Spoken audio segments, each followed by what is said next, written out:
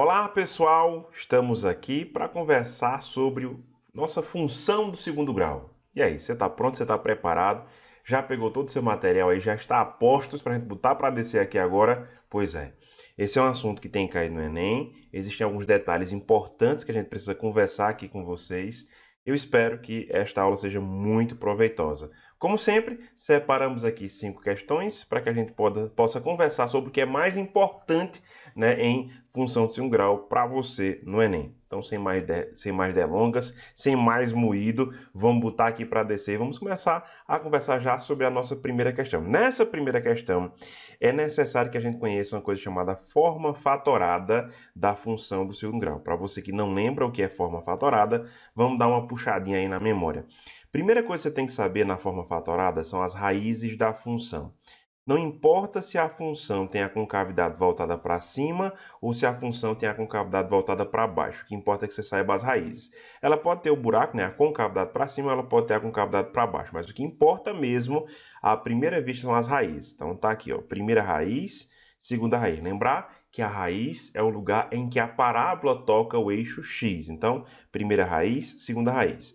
Essa primeira raiz a gente vai chamar de x1 e a segunda raiz a gente vai chamar de x2, tá certo, pessoal? Então, primeira coisa importantíssima na forma fatorada da função de segundo grau é saber quem são as raízes. E a segunda coisa importante é um terceiro ponto.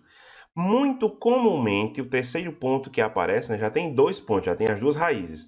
O terceiro ponto que aparece muito comumente é o vértice, tá certo, pessoal? Então, mais uma vez, não importa se a concavidade está voltada para cima ou para baixo, normalmente o terceiro ponto que aparece é o vértice. É o x do vértice e o y do vértice. É o x do vértice e o y do vértice. Deixa eu ajeitar aqui.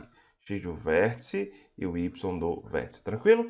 Então, o que é que eu tenho que fazer, professor, na forma fatorada da função do segundo grau? Bom, você tem que entender que toda função do segundo grau ela pode ser escrita da seguinte maneira. Y vai ser igual a A, que é o primeiro coeficiente, né, o coeficiente que determina a concavidade da função.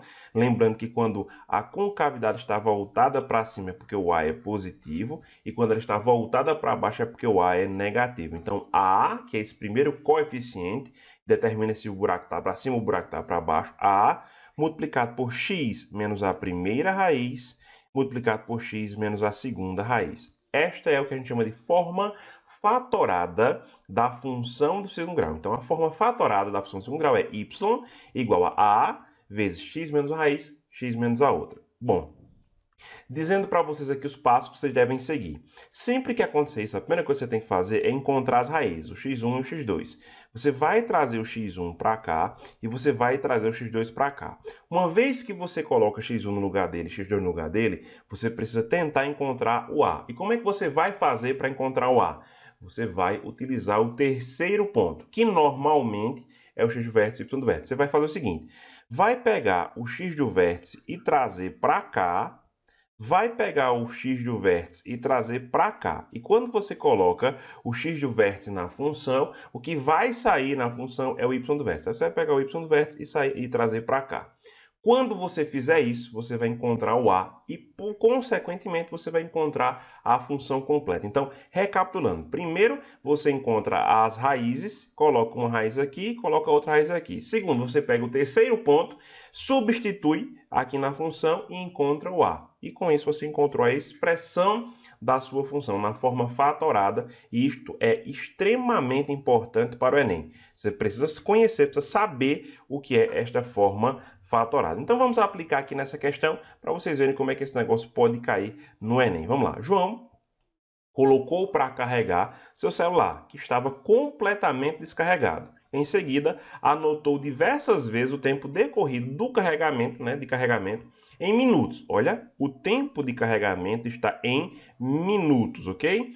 E a porcentagem correspondente da carga total que estava acumulada naquele instante. O tempo até o final do carregamento durou exatamente 2 horas. Aí tem um problema, ó.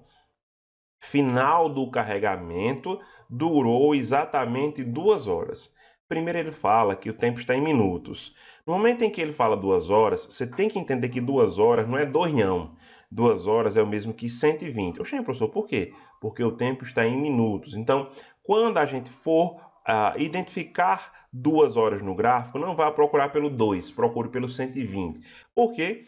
Porque o tempo tem que estar em minutos. Olha o gráfico aqui, ó, tempo em minutos. Então, quando você for colocar aqui, está totalmente carregado. Com 2 horas, não bote 2, bote 120, porque 120 é o tempo total de carregamento, 120 minutos.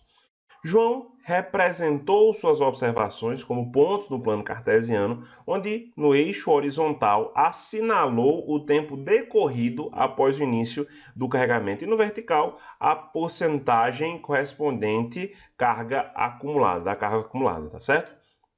Esses pontos sugeriram que uma boa aproximação para a relação entre essas duas grandezas era o arco da parábola de eixo de simetria R, representado no gráfico abaixo. Então veja, nós temos uma porcentagem zero, ela inicia a carregar aqui, vai e chega a 100%. 100% é o tempo total de carregamento. Portanto, a gente tem aqui que esse tempo aqui é 120, como eu havia falado para vocês, 120 minutos até que ele saia do zero e carregue totalmente, carregue 100%. A expressão da função que fornece para cada valor de x do tempo de carregamento em minutos a porcentagem y da carga total acumulada até aquele instante é quanto? Qual a função aqui de baixo que serve para, né, vamos dizer assim, definir ou regir o funcionamento dessa parábola? Bom, galera, é o seguinte. Foi dito que esse pedaço aqui é um arco da parábola de eixo de simetria R. O que é eixo de simetria R? Tudo que acontece até R vai ser replicado igualmente após R. Então, se você continuasse esse desenho, que não existia, mas eu vou inventar de colocar aqui, se você continuar esse desenho, eu estou dizendo a você o seguinte: ao continuar esse desenho aqui, nós temos o mesmo desenho que estava antes de R, nós vamos ter depois de R, tá certo? Então, o que é que eu estou querendo dizer para vocês? Eu estou querendo dizer para vocês que simetria é uma igualdade. É uma igualdade. Tudo que tem antes tem depois. E aí, veja o seguinte. Como existe uma simetria, uma igualdade, este ponto aqui, que a gente vai chamar de x do vértice, por que x do vértice? Porque é o valor para o qual a função atinge o seu máximo de carga, que isso aqui vai ser o y do vértice. X do vértice é 120, y do vértice é 100. Né? Para 120 minutos a gente tem 100% de carga, então este valor aqui chamado x do vértice, y do vértice, o vértice da parábola, né, define a simetria antes dele e a gente tem tudo igual a depois dele. Portanto, veja, se dessa primeira raiz, que lembra, né, a raiz é o lugar onde a parábola toca o eixo x. Essa primeira raiz aqui é zero, a primeira raiz aqui é zero, certo? Essa primeira raiz está a 120 de distância do centro, que é o x do vértice. Então, a distância do centro à próxima raiz tem que ser os mesmos 120, tá certo? Se tem que ser o mesmo 120, a gente vai andar mais 120, né? E andando mais 120, a gente chega até em 240. Veja, 0 é a primeira raiz, 120 é o meio do caminho, 120 com 120 chega no final, que é 240, tá certo? Então, o que acontece? Vamos encontrar a segunda raiz como sendo 240. A primeira é 0, que está no início, 120 é o meio do caminho e 240 é o final do caminho. O meio do caminho entre 0 e 240 é 120. 120 é o meio do caminho, 120 é o x vértice. Então, recapitulando, o que foi que a gente encontrou até agora? A gente encontrou a primeira raiz, que é 0, encontrou a segunda raiz, que é 240, encontrou o x do vértice, que é 120, que é o meio do caminho, encontrou o y do vértice, que é 100, que é o final de tudo, né? o máximo que ele consegue atingir. Como eu falei para vocês, o primeiro passo é encontrar as raízes. O segundo passo é encontrar um terceiro ponto, além das raízes.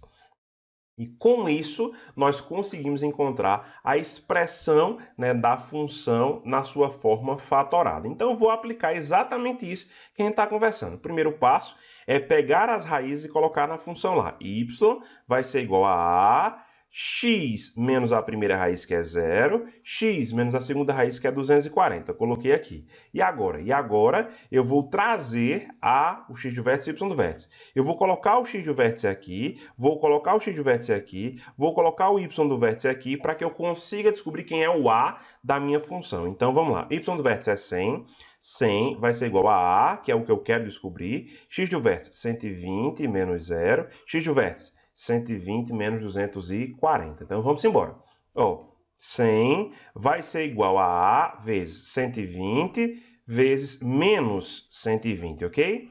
Bom, vou cancelar 0 com 0, vou cancelar 0 com 0, e aí fiquei com o seguinte, ó, 1 é igual a 12 vezes 12, 144, vezes menos dá menos 144A, ok? Esse menos 144 está multiplicando, eu vou passar dividindo, então consegui encontrar o A da minha função. O A da minha função é menos 1 sobre 144, perfeito? Bom, uma vez que eu consegui descobrir o A, eu terminei aqui a minha questão, eu descobri quem é a minha função. A minha função é y igual a, que eu acabei de descobrir, menos 1 sobre 144, vezes x menos uma raiz que é zero. Ó, x menos zero é x, né? Então não tenho que botar x menos zero. X menos zero, x menos a primeira raiz, x menos zero é x. Vezes x menos a segunda raiz. A segunda raiz é 240, x menos 240. Então, veja que, na verdade, aqui a gente pode simplesmente multiplicar 1 sobre 44 vezes x, ficando x sobre 144, e a gente consegue marcar como alternativa correta aqui a letra A, né? Ó, menos x sobre 144 vezes x menos 240. Exatamente, letra A. Letra A é a nossa resposta. A expressão da função do segundo grau que vai regir essa variação de carga neste intervalo de 0 até 120 é exatamente esta função. E eu encontrei essa função através do que a gente chama de expressão da forma fatorada, na forma fatorada. Então, galerinha, se você quer saber, né, encontrar de forma rápida, né, a expressão da função do segundo grau, por favor, lembre-se da forma fatorada. Professor, como é essa forma fatorada? A forma fatorada é exatamente y igual a, que é o primeiro coeficiente, x menos a raiz vezes x menos a segunda raiz. Com 2 passos você chega lá, né? Primeiro passo é você encontrar as raízes, segundo passo é saber quem é o terceiro ponto, que por várias vezes é o vértice. E aí, por substituição, você consegue encontrar cada um deles aí, tá certo, pessoal? Então, muito bom vocês saberem disso para o Enem. Bom, continuando, nós vamos agora para a segunda questão, tá certo, pessoal? Na nossa segunda questão, que fala um pouquinho sobre o vértice da função do segundo grau. E quando eu falo vértice da função do segundo grau, lembrar que vértice é x do vértice, y do vértice. Ou é o máximo que ela consegue atingir, ou é o mínimo que ela consegue atingir. Existem duas situações principais, eu vou representar aqui para vocês, tá certo? A primeira situação é com a concavidade voltada para cima, e a segunda situação é com a concavidade voltada para baixo. São as duas situações principais para a gente aqui. Quando a concavidade está voltada para cima, a gente tem aqui ponto de mínimo. Então, mínimo, porque a gente tem o x do vértice aqui e a gente tem o y do vértice aqui, no mínimo que a função consegue atingir. Quando a gente tem a concavidade voltada para baixo, a gente tem ponto de máximo, tá certo? Então, quem determina se a gente tem ponto de mínimo ou se tem ponto de máximo é, na verdade, né, o A da função, quando a gente tem concavidade voltada para cima ou concavidade voltada para baixo, ok, pessoal? É importante vocês lembrarem o seguinte: o x do vértice é o valor de uma grandeza que faz aquela grandeza atingir o seu máximo. Então, assim, quando eu digo assim, qual é a máxima altura que fulano consegue atingir? Isso é o y do vértice, porque para pedir o x do vértice eu tenho que dizer assim, qual o valor dessa grandeza para que aquela seja máxima. Então, eu tenho que dizer assim, qual o tempo necessário para que fulano atinja a máxima altura? Tem que lembrar dessa diferença. Toda vez a pergunta do y do vértice é direta. Qual é a altura máxima? Qual é o lucro máximo? Qual é o prejuízo mínimo? Então, é direto. E toda vez a pergunta do x vértice é enrolada. Qual o valor dessa grandeza para que aquela seja máxima? Quantas pessoas devem comparecer para que o lucro seja máximo? Quantas costureiras eu tenho que ter aqui para que a minha produção seja máxima? Então, quanto acontece aqui para que ali seja máximo, ok? Então, nessa ideia aqui, você pode entender qual está sendo pedido, se é o x do vértice ou se é o y do vértice, e lembrar que para calcular o x do vértice, a gente pode fazer menos b sobre 2a, e para calcular o y do vértice, você pode fazer menos delta sobre 4a. Essas não são as únicas maneiras, né? O x do vértice mesmo, a gente poderia fazer a média aritmética das raízes para encontrar o x do vértice, e o y do vértice a gente podia simplesmente substituir o x do vértice na função e obter o y do vértice para chegar nesses valores aí. Então, a escolha aí, na verdade, é de vocês. É o que vocês se sentem mais confortável. Vamos ver nessa questão o que a gente pode fazer para chegar aí nesse x do vértice e nesse y do vértice. Vamos lá. Para evitar uma epidemia, a Secretaria de Saúde de uma cidade dedetizou todos os bairros, de modo a evitar a proliferação do mosquito da dengue. Sabe-se que o número F de infectados é dado por F de T igual a menos 2T² mais 120T. Eu sei que vocês gostam muito aí de usar X e Y, mas olha só, a gente tem aqui F de T igual a menos 2T² mais 120T. Obviamente, o F de T faz a função do Y e o T faz a função do X, tá certo, pessoal? E aí ele diz que T está expresso em dia, e é o dia, T0 é o dia anterior à primeira infecção, então a primeira infecção ocorreu no T1, né, no primeiro D, e que tal a expressão é válida para os 60 primeiros dias? Então, isso aqui só vale para os 60 primeiros dias da epidemia. A pergunta é o seguinte: a Secretaria de Saúde decidiu que uma segunda dedetização teria sido feita no dia em que o número de infectados chegasse ao máximo. Então, qual é o dia da segunda dedetização? Olha a pergunta. Eu não estou perguntando qual é o número máximo de infectados. Eu estou perguntando em que dia a gente vai ter o número máximo de infectados. Veja que essa pergunta, qual é o dia que eu vou ter o máximo de infectados, é uma pergunta que equivale ao x do vértice. Oxe, professor, por quê? Porque o x do vértice é qual o valor dessa grandeza dia para que aquela grandeza infectados chegue ao máximo. Qual seria a pergunta para o y do vértice? Qual o máximo de infectados? Aí isso aí seria o y do vértice, mas aqui não. Aqui é qual é o dia que eu vou ter o máximo de infectados. Então a nossa intenção é encontrar o x do vértice, ou o t do vértice, como você achar melhor. E eu posso fazer isso menos b dividido por 2a. Qual é o coeficiente b? É 120. Então, menos 120 dividido por 2a. Cadê o a? 2. Então, é menos 2, na verdade, né? Então, menos 2 vezes 2, né? 2a. E aí ficamos com menos 120 sobre menos 4. Menos por menos dá mais. O nosso x de vértice é igual a 30. Então, no 30º dia, no dia 30, a gente vai ter o número de infectados atingindo o máximo e, portanto, faria uma nova dedetização. Então, a alternativa correta para a gente aqui é a alternativa letra D.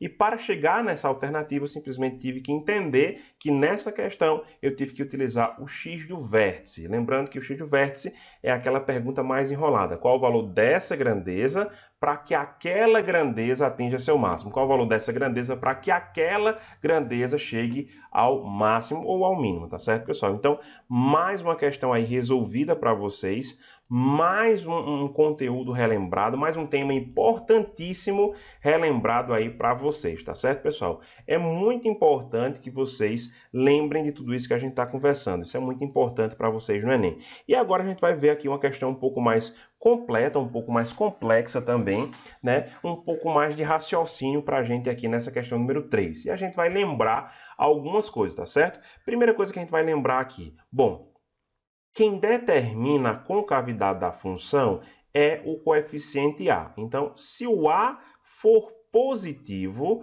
a concavidade da minha parábola está voltada para cima.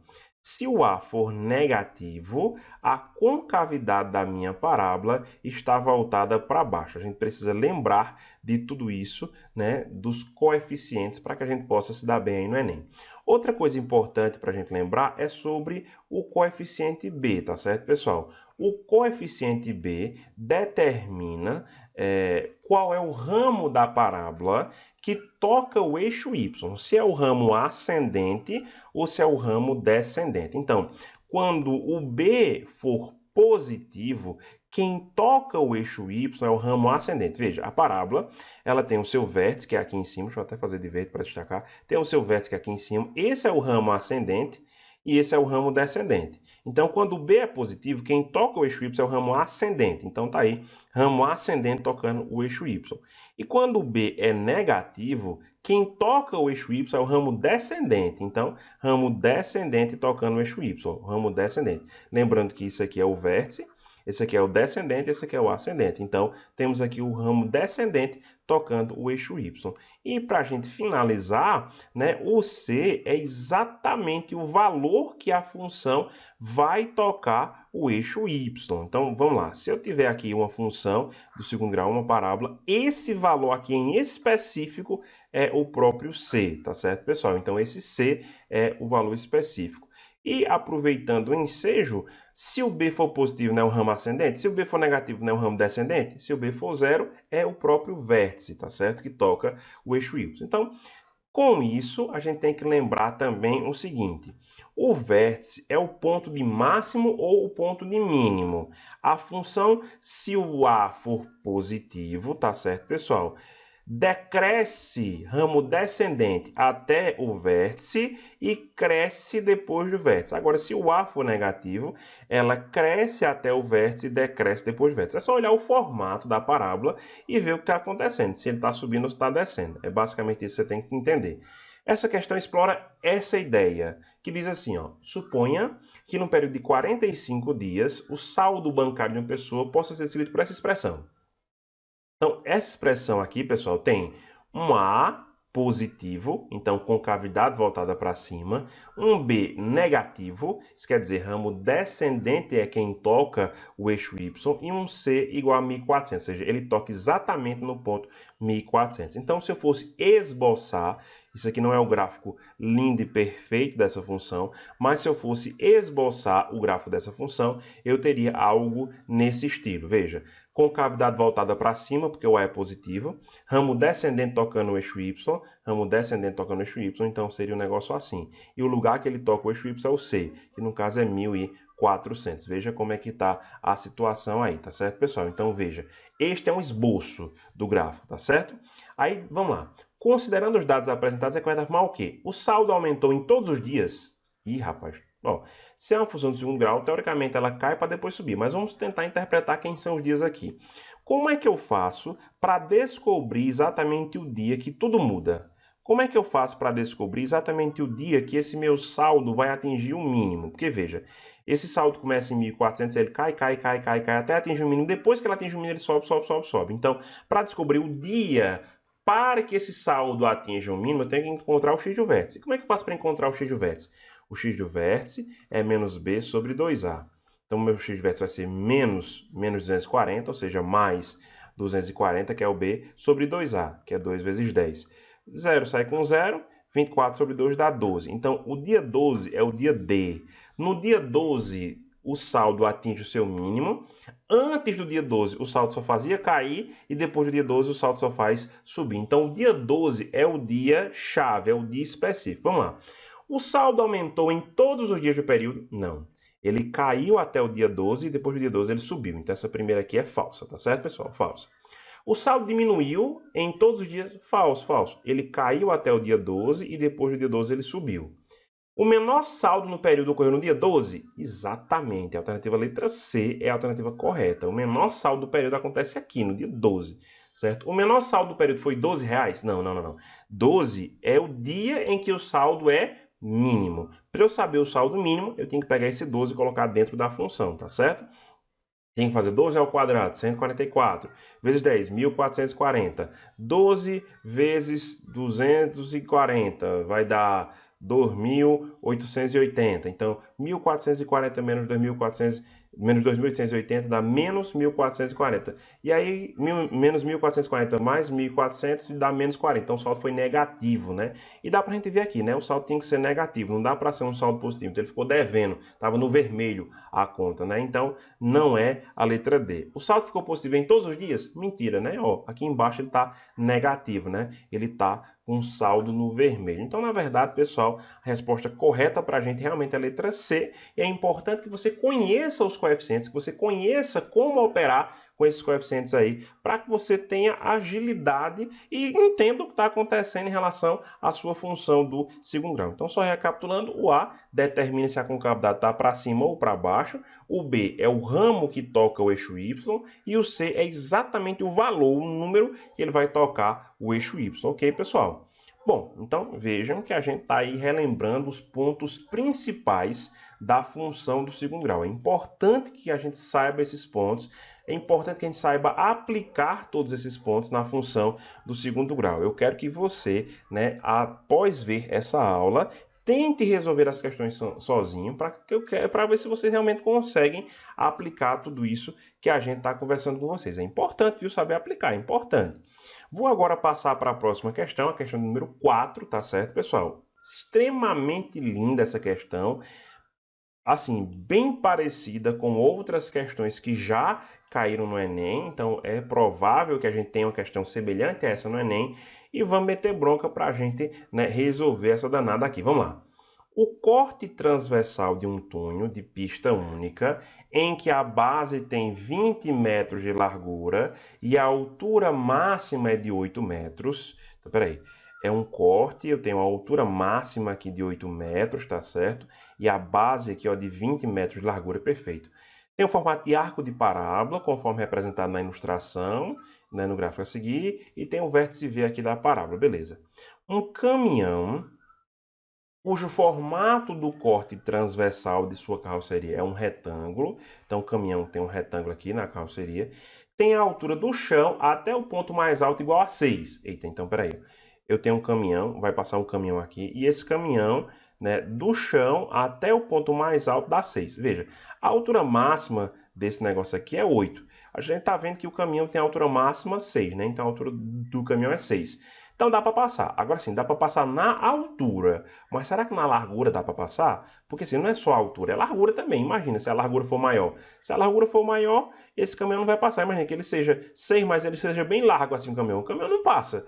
Por mais que a altura libere passar, mas ele não passa. Para ele passar, tanto a largura tem que caber quanto a altura também. Então a gente tem que ter cuidado na largura e na altura. A gente já sabe que a altura dele é 6. Então essa altura aqui é 6 metros. Dá para ele passar. Agora vamos ver quanto equivale a largura, tá certo? Aí, ó, um caminhão cujo formato do corte transversal, né, tem a altura 6, o ponto mais alto desse caminhão está na sua carroceria, para que ele consiga passar no túnel. Qual é a maior largura possível para a carroceria dentre as opções abaixo? Olha, não é a maior largura possível, é a maior largura possível dentre as opções abaixo. Esse dentre as opções abaixo muda toda a questão, porque assim, quando a gente fizer essa questão, vai dizer assim, ó, a maior largura possível é tal. Só que esse tal que a gente vai encontrar não vai estar nas alternativas, óbvio. Olha o que ele disse, a maior largura possível dentre as opções abaixo. Então, assim, eu não vou fazer qualquer largura, é dentre as opções que eu tenho aqui, tá certo? Então, como é que eu faço, professor, para, né, descobrir aí essa resposta? Primeira coisa que eu vou fazer com vocês é o seguinte, é descobrir qual é a equação, qual é o formato algébrico dessa função. Uma vez que eu descubro esse formato algébrico, eu vou colocar o y da função dando 6. Porque na hora que eu boto o y da função dando 6, na hora que eu botar assim, y igual a 6, aí eu vou encontrar os dois x correspondentes. Eu vou encontrar quais são os x que fazem com que o meu y se torne 6. Aí, ó, o x que eu vou encontrar aqui e o x que eu vou encontrar aqui são os valores, né, que eu posso ver aí, encontrar a largura, porque a largura não vai de canto a canto. Então, para essa largura em específico, eu consigo essa altura. Então, eu vou encontrar a expressão da função. Depois que eu encontrar a expressão da função, eu vou colocar nessa função a altura, o y, dando 6, para descobrir qual é o x que faz esse 6 aparecer. E esse x que vai fazer o 6 aparecer, é com ele que eu vou encontrar a largura. Ok, pessoal? Então, como é que eu faço para encontrar essa função? Já falei para vocês hoje, né? Y igual a x menos 1 raiz, x menos 1 raiz, menos a primeira raiz, vezes x menos a segunda raiz. Lembrando que os passos são encontrar as raízes e depois o terceiro ponto. Quem são as raízes? Já está de cara aqui para a gente. A primeira raiz é 0 e a segunda é 20. Então, já vou trazer 0 para cá e 20 para cá. E outra coisa, encontrar o terceiro ponto. Quem é o terceiro ponto? Olha, o x do vértice é o ponto médio entre as raízes. Se uma raiz é 0 e a outra é 20, o x do vértice é a média aritmética, é o meio do caminho entre essas duas raízes. Por causa da simetria, então o x do vértice vai ser metade, meio. Quem é o meio entre 0 e 20? É 10, então o x do vértice é 10. E o y do vértice? O y do vértice é a maior altura possível, o y do vértice é 8. Então, só recapitulando, nessa questão a gente encontrou que a primeira raiz é 0, encontrou que a segunda raiz é 20, encontrou que o x do vértice é 10, encontrou que o y do vértice é 8. Então, com todos esses valores, eu consigo descobrir a função, a expressão algébrica dessa função de segundo grau. Então, vamos lá substituir. Y vai ser igual a vezes x menos a primeira raiz, que é 0, vezes x menos a segunda raiz, que é 20, né? E a gente agora vai colocar o vértice. No vértice, a gente coloca aqui, o x do vértice é 10, O x do vértice é 10 e o y do vértice é 8. Então, vamos substituir aqui, ficou 8 é igual a vezes 10 menos 0 é 10, vezes 10 menos 20 é menos 10, tá certo? 10 vezes menos 10 é menos 100, então o nosso A vai ser menos 8 sobre 100.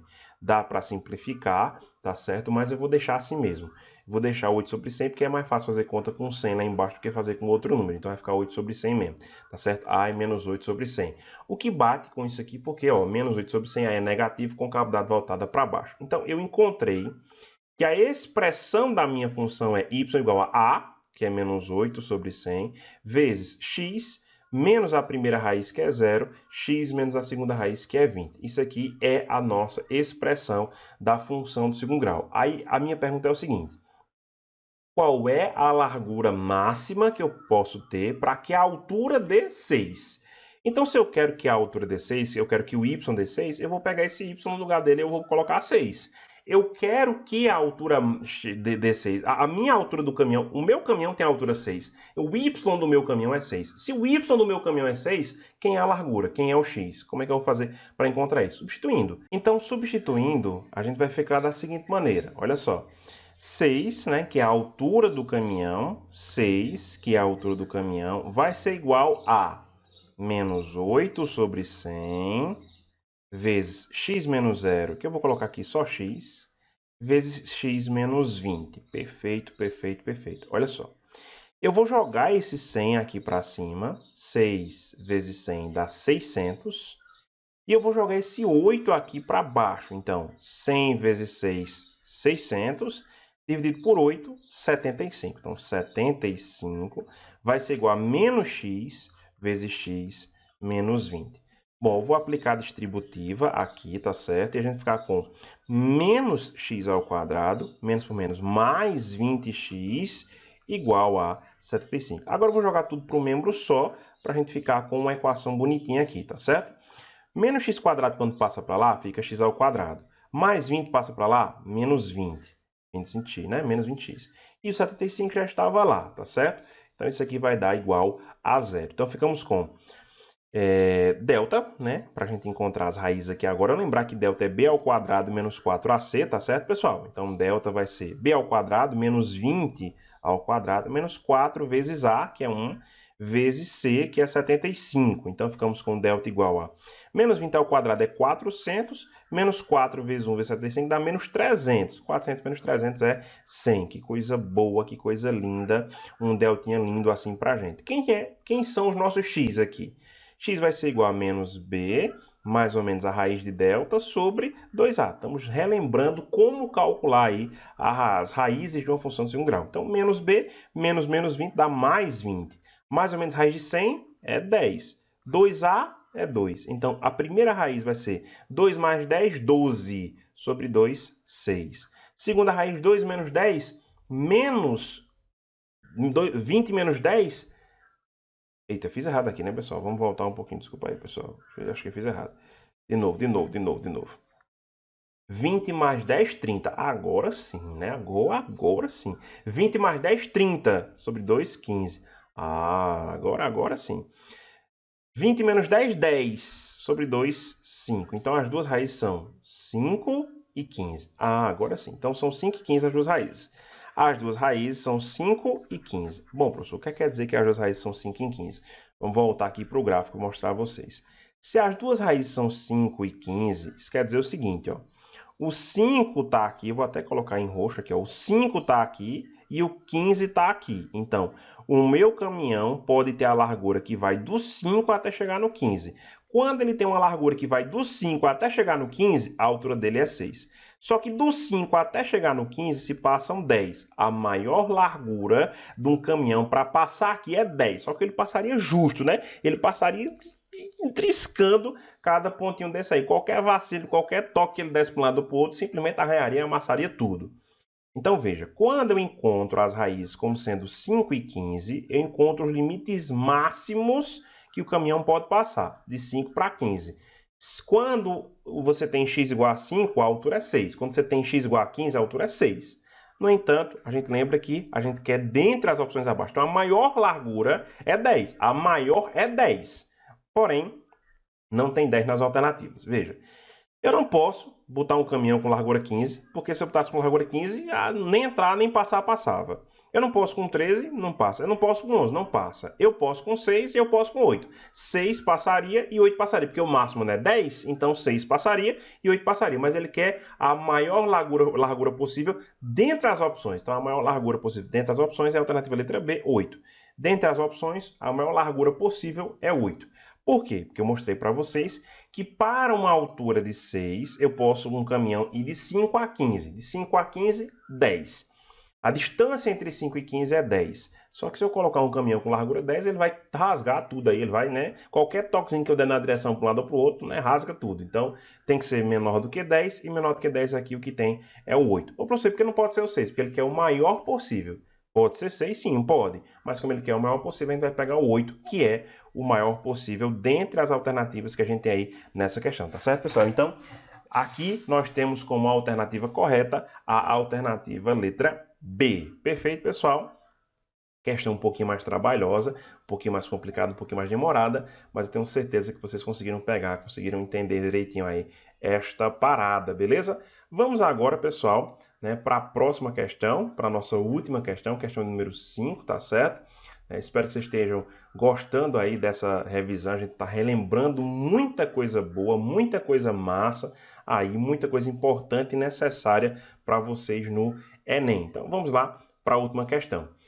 O número de turistas X que comparecem diariamente a um passeio de barco relaciona-se com o preço P em reais cobrado por pessoa através da relação P igual a 300 menos 2x. Então, se o barco tem 100 lugares, qual é a receita máxima que pode ser obtida por dia?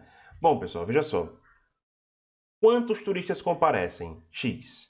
X turistas comparecem diariamente. Beleza. Aí a gente tem aqui, ó, o preço que é cobrado por turista é quanto? 300 menos 2x. Então, qual é a receita máxima? A receita é obtida através da quantidade de pessoas que aparecem multiplicada pelo preço que cada uma paga. Então, se eu tenho tantas pessoas, eu tenho tantas pessoas pagando tanto. Qual é o total que eu vou receber? Tantas pessoas vezes quanto cada uma pagou. Então, X é o número de pessoas que comparecem e 300 menos 2x é o preço que cada uma paga. Essa multiplicação da quantidade de pessoas que aparecem com o valor que cada uma paga dá exatamente a receita. Então, eu vou só legendar. Isso aqui é a quantidade, QTDE, quantidade de pessoas que comparecem, quantidade de pessoas que comparecem. Isso aqui é o valor que cada uma paga, valor, eita, dei valar, né? Valor que cada uma paga. Então, quando eu multiplico a quantidade de pessoas pelo valor que cada uma paga, eu tenho a receita, tá certo? Então, essa receita é uma função do segundo grau. E ele pergunta qual a receita máxima. Veja só, pessoal, quando eu falo qual a receita máxima, a minha intenção aqui é descobrir o y do vértice, porque o y do vértice é a receita máxima. E como é que eu faço isso? Como a gente está na forma fatorada, eu quero lembrar para vocês que raiz de uma função é aquele valor da função, do x da função que faz ela zerar. Então, qual é o valor que eu coloco no lugar desse x para ela zerar?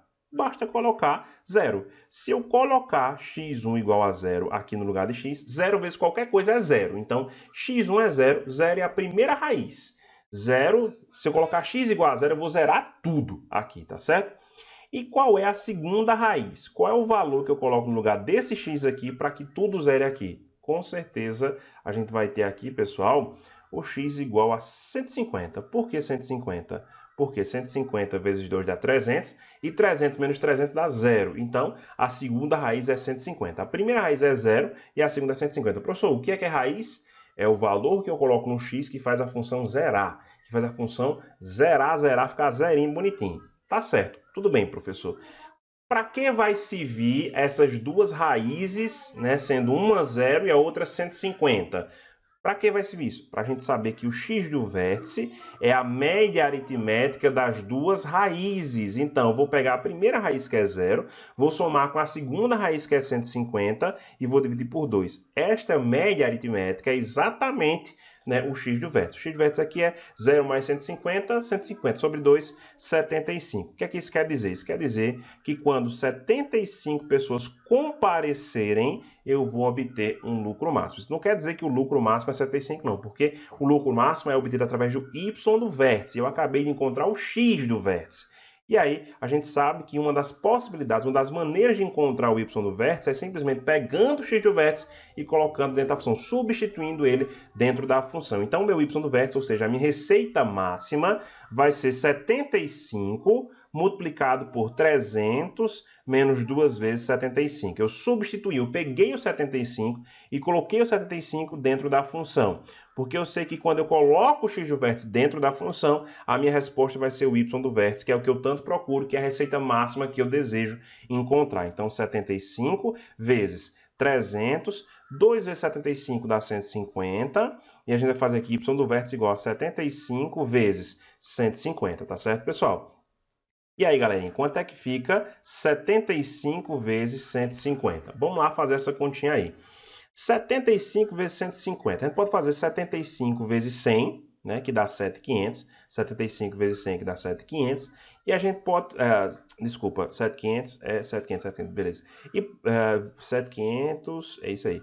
75 vezes 100, que dá 7.500, e posso fazer 75 vezes 50, que é metade de 7.500, que é 3.000, né, 750. Então, 75 vezes 150 é 7.500 mais 3, né, 725, então vai dar 11.250, tá certo, pessoal? Então, a alternativa correta para a gente aí é a alternativa letra E. Letra E tem aqui receita máxima de 11.250, é assim que a gente vai obter. Lembrando que para encontrar o y do vértice, eu posso fazer menos delta sobre 4a, mas eu posso também fazer o x do vértice sendo substituído na função para acelerar o nosso processo, que foi uma maneira que eu optei aqui para fazer, para acelerar, tá certo, pessoal? Então, vejam, nós conversamos durante essa aula sobre várias facetas, várias características da função de segundo grau, as mais importantes, eu tenho certeza que com tudo isso que a gente viu aqui agora, vocês conseguiram lembrar boa parte do que vocês vão precisar, né, se não tudo que vocês vão precisar para resolver as questões de segundo grau no Enem, tá certo, pessoal? Então, metam bronca aí, revisem direitinho, refaçam essas questões, né, pelos mais diferentes métodos para vocês treinarem aí direitinho, para ver se vocês realmente, né, conseguem chegar no Enem prontos para resolver todas as questões de função do segundo grau. Então, galerinha, valeu, a gente se encontra na próxima aula. Até mais!